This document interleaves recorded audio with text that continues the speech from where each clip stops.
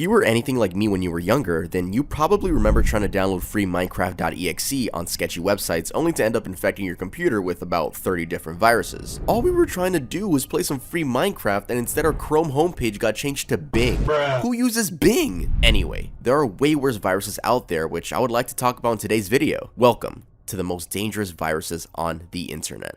Hey guys, welcome back to another video. First I want to say Merry Christmas and Happy New Year's. The reason I'm wearing this hat right now, Santa hat, Christmas hat, whatever. I'm not going to wear it for the entire video though, it was just for that sentence. So in today's video I'm going to be explaining what a virus is, the different types of viruses, the specific viruses that were extremely dangerous, and finally how to prevent being infected. Go follow me on Instagram by the way. So, what is a computer virus? All my sources will be linked down in the description below. A computer virus is a malicious application or code used to perform destructive activity on a device or local network. The code's malicious activity could damage the local file system, steal data, interrupt services, download additional malware, or any actions coded into the program by the malware author. Many viruses pretend to be a legitimate program and trick the victim into downloading it and then, their computer. Different types of viruses. Boot sector virus. This is a virus that attacks the boot sector on the computer drive, which is the thing that lets it turn on, and in the end, your machine will just never work again since it's attacking the thing that lets it turn on. On proofpoint.com, it said that attackers will usually spread this by using a malicious USB device. There are many up for sale, and these are USB sticks that when plugged into anything with a USB port, instantly kills the device. Seriously. Anything with a USB port. That includes computers, TVs, monitors, modems. And if the device doesn't have a USB port, like cell phones for example, well, an adapter can still kill the entire thing. They're called USB killers and can easily be bought on Amazon for $100. Yes, you can easily buy one and go to Best Buy and just up everything on display. I'm not endorsing that, but it definitely came to my mind. Or you could go to someone's house and completely sabotage the project that they're working on. All you gotta do is just plug the USB into the USB port. But again, not only do boot sector viruses come through a physical USB port, you could also download them. Okay, looking back, I don't think the USB killer could be considered a virus because all it's doing is sending a power shock to the USB port, but I still wanted to leave it in the video because it's such a cool gadget that I think, it's really fun. Well, not if you can do anything illegal with it, but yeah, you guys still get the idea of a boot sector virus. Basically, it's a virus that kills your computer. That's it. So be careful on the internet. I mean, this whole video is just a promo for being safe on the internet, but it's also very interesting when we get to the actual viruses and what they did to people and oh, okay, you guys stick around, just stick around, okay? Browser hijacker. This is a type of virus that can change the settings on your browser and hijacks your browser favorites, the homepage URL, your search preferences, and redirects you to malicious sites. You ever download something and then your homepage changes from Google to Bing, like I said in the intro, or MSN? You guys remember MSN? Usually these viruses are used to steal data or make money for the attacker. Direct action virus. So this is when a virus is attached to a specific file on your computer, but doesn't take action until you click on that program, or that file, I should say. Pretty self-explanatory. It remains dormant until you take action on it, or sometimes they do have a time limit, like a ticking time bomb. File infector virus. File infector viruses inject malicious code into critical files that run the operating system or important programs. When the system boots, or the program runs, the virus is activated. For example, let's say grandpa is watching naughty videos on the internet and decides to download a collection of material. Then when he turns on his PC the next day, well, what do you know? There's a paywall to access his own computer. I would say he kind of deserved it at that point. RAT, or remote administration tool. This is when the malicious entity tricks the victim into giving them full access to their computer. By that I mean administrative control. So the person on the other end can easily just control your computer. That's a setting you could just set up. All right, guys, hold up. I have to turn off my incense. It smells smoky in here. Yeah, guys, I have incense in my room now. That's right. Hitting 400,000 subscribers changed me for the worse. By the way, make sure to join my Discord. We're going to be doing a Discord dating show only for 18-year-olds, all right? Y'all minors, stay away from me. I don't like y'all. I'm just kidding.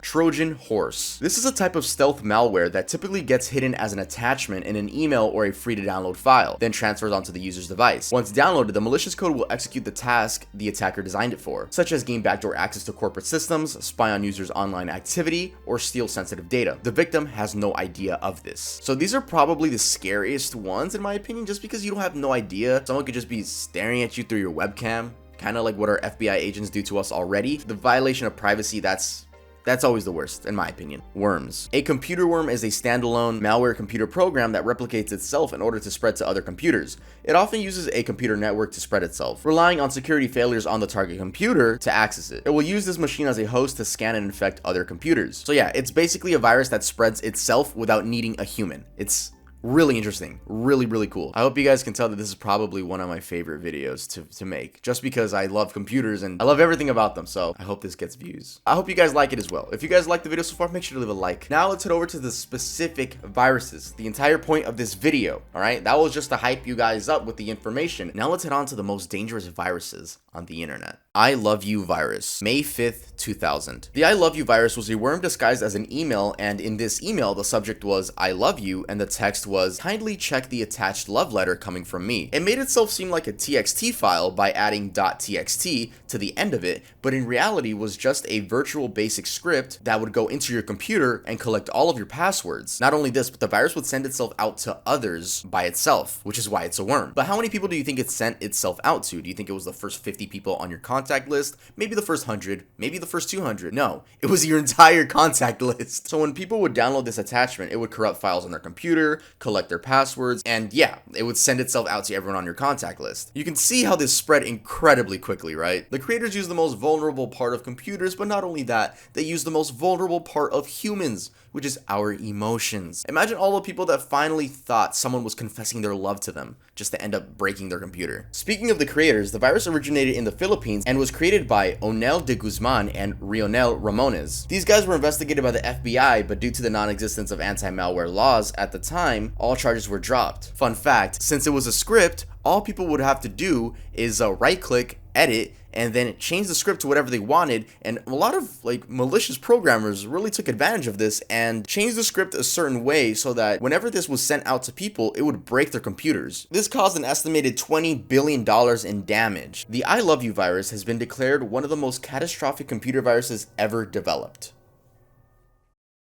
Blackshades. May of 2014. Blackshades is a very interesting one on the list because this was a rat virus that literally anyone could buy. Remember talking about buying stuff on the deep web? This rat was available on the surface web. Anyone could access this, and it cost $40. The website was called bshades.eu and is still up, but it seems to not be active anymore. But putting this into Wayback Machine, we can see the exact layout it used to have. It looks like any other website that sells digital products. Funny how they sell a protection kit for their own virus. Blackshades was reportedly able to remotely access an infected computer without authorization. Okay, so since anyone could buy this virus with just $40, let's say your crazy ex bought this virus, okay? Now let's see what your crazy ex could do, which is $40 and this virus. They could access and modify files on the victim's computer, log keystrokes on your computer, access your webcam, and secretly watch you while you do your everyday things, send out emails using your email, download and execute files on your computer, hold the computer up for ransom just like cryptolocker, and so much more. Literally insane that an average Joe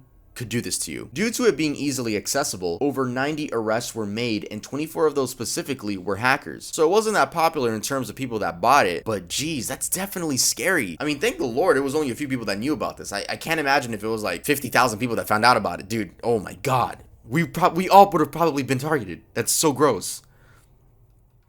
Cryptolocker. September 5th, 2013. Cryptolocker was a Trojan horse that would hold your files for ransom. What I mean by this is the virus was disguised as a fake program. It was either sent through email or placed on sketchy websites. Let's say Minecraft.exe, right? And once you open it, well, all your precious files became corrupted. Then a program by the name of Cryptolocker would pop up and give you a time limit explaining that you must pay 300 USD or 300 euros or else your files will be wiped. Kind of unfair to those paying with euros, considering the equivalent of 300 USD is 264.54 euros. Anyway, you were given two options to pay with: money pack and 2 bitcoins. Back then, Bitcoin was only $133 per Bitcoin, which would have been the cheaper alternative, coming to a total of 266 US dollars. As I'm recording this video, Bitcoin is worth $50,116.80. Though the culprits remain anonymous to this day, in December 2013, ZDNet traced 4 Bitcoin addresses posted by users who had been infected by Cryptolocker. The 4 addresses showed movement of 41,928 Bitcoin between the 15th of October and the 18th of December, which was about $27 million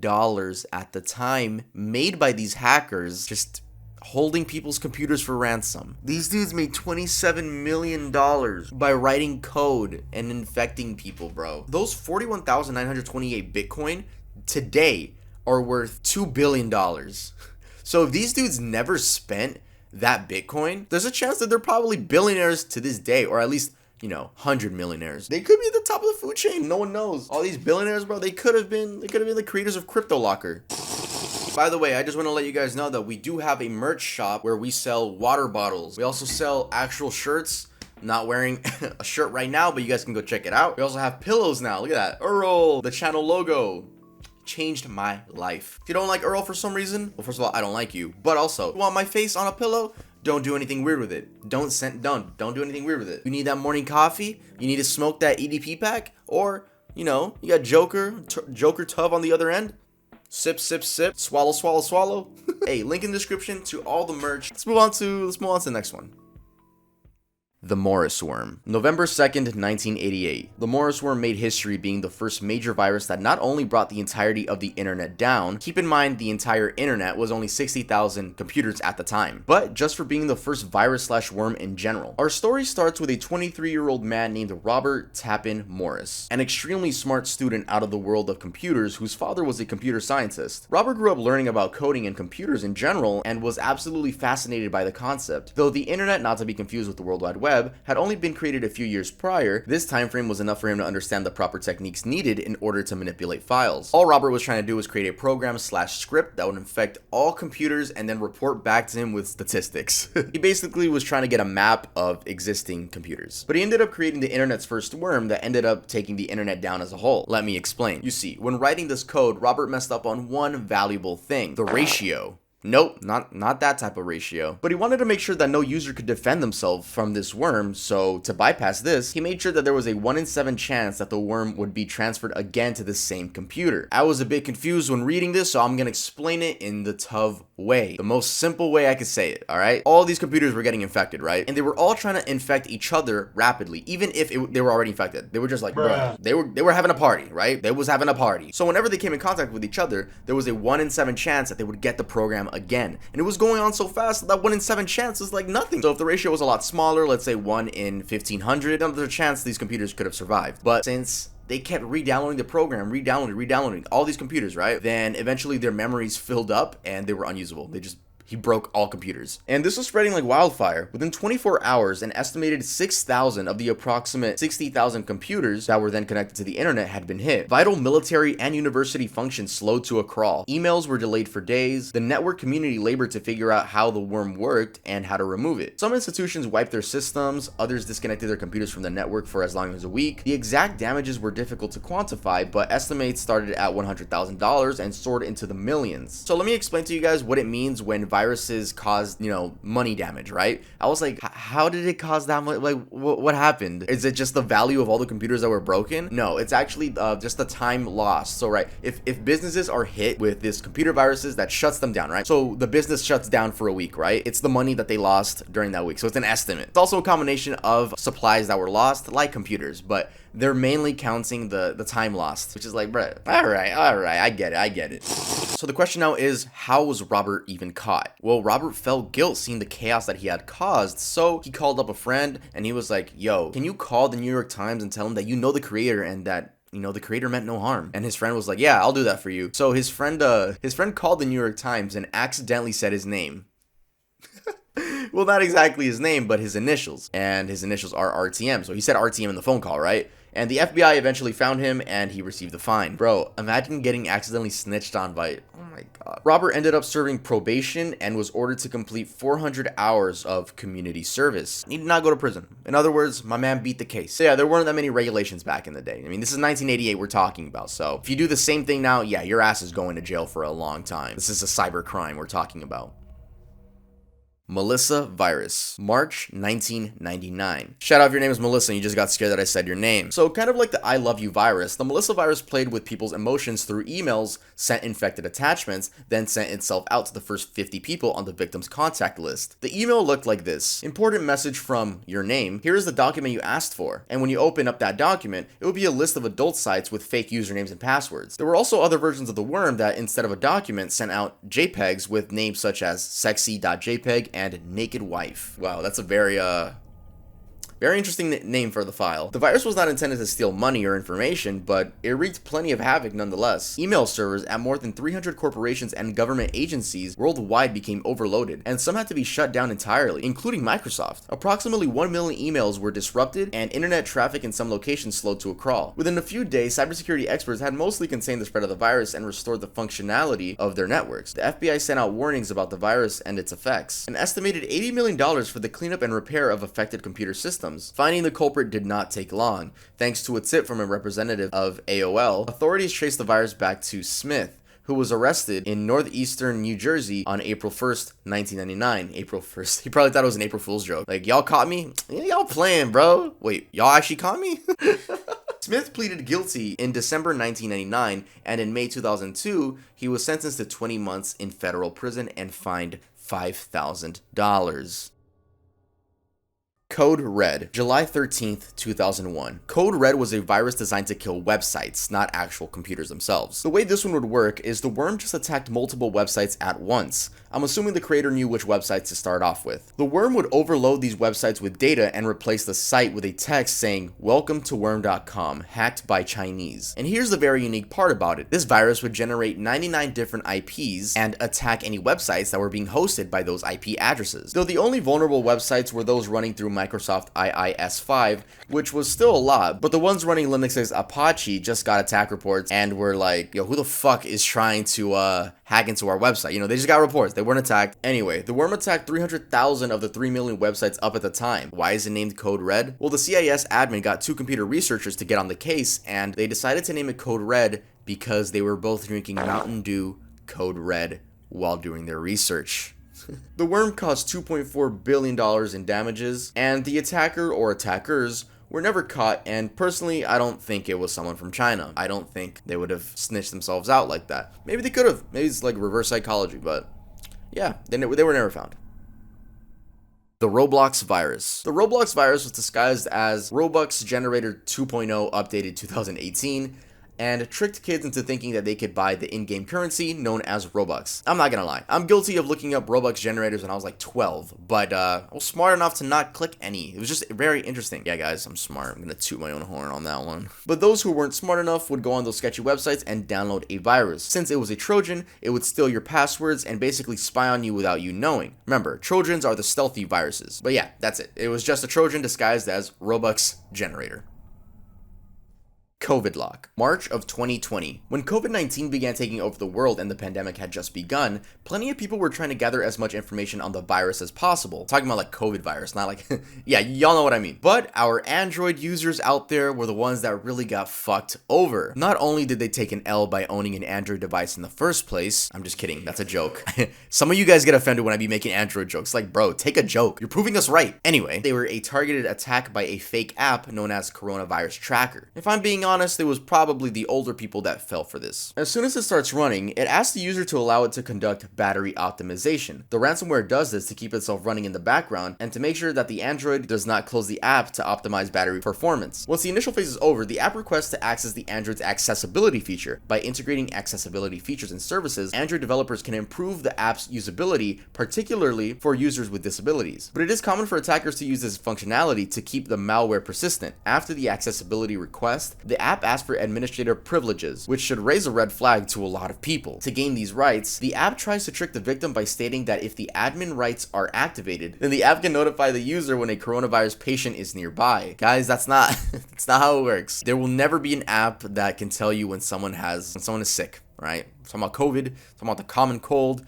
I don't think there's ever gonna be an app that's gonna be like, yo, that dude over there that's like 6 feet away from you, he's sick, bro. And not only that, he's a little bit ugly. Maybe 10 years in the future, I'll be proven wrong. Let's continue with the story. Once admin rights are achieved by the app, the attack is launched. As soon as the victim clicks on, quote, scan area for coronavirus, the phone locks itself with a message on the lock screen. It asks for $250 as ransom in the form of Bitcoin. Failure to do so, according to the attacker, can lead to the leaking of the victim's private data, including photos, videos, and more. Yeah, like I was saying, I think it was the older people that fell for this. I don't think if any young people fell for this, man, come on, guys. We are the age of the internet. But if you did, don't feel bad, all right? Life is all about learning, all right? How to prevent getting infected. So this is going to be a really small segment. I only have a few bullet points for this one. You could always install antivirus software. Antivirus softwares exist. There's some free ones. There's some ones that you have to pay monthly for. But do your research. Also, refrain from opening email attachments unless you trust the person that's sending it. But even then, you can't trust everyone. We've seen cases where you get hacked, right? And then your email sends emails to everyone on your contact list. So even then, try to refrain from opening attachments. And if you really do need to, if you have Gmail, then you know what this is, but it's the Google preview for these attachments. It lets you view JPEGs, MP4 files. The MP4 files, you have to wait a certain time because sometimes you could have really big files. So you just have to wait a few hours and you could see the preview right there. PSD files, which is Photoshop files. There's a lot that you can see, but when it comes down to like .exe files, that's scary. Try not to open those unless you really trust the person who sent it. And also, don't try to download pirated software. Like I said in the intro, that's Minecraft.exe, right? That's how I got infected back in the day, man. And I tried to download GTA San Andreas on a laptop, right? Virus, right there. Yeah, that's all I have for that. And I think this video was a little bit longer because I've been recording for a while. And all I'm gonna say is, thank you guys for the best year of my life. And I'm going to have a Tuv rewind on my second channel, which is just going to be me looking at how the year went. It's not actually going to be like a music video or anything. But speaking of music coming soon, January or February. Music video here on the main channel, Hyperpop. Leave a like on the video or I will eat your soul. All right, I'll see you guys next time I upload.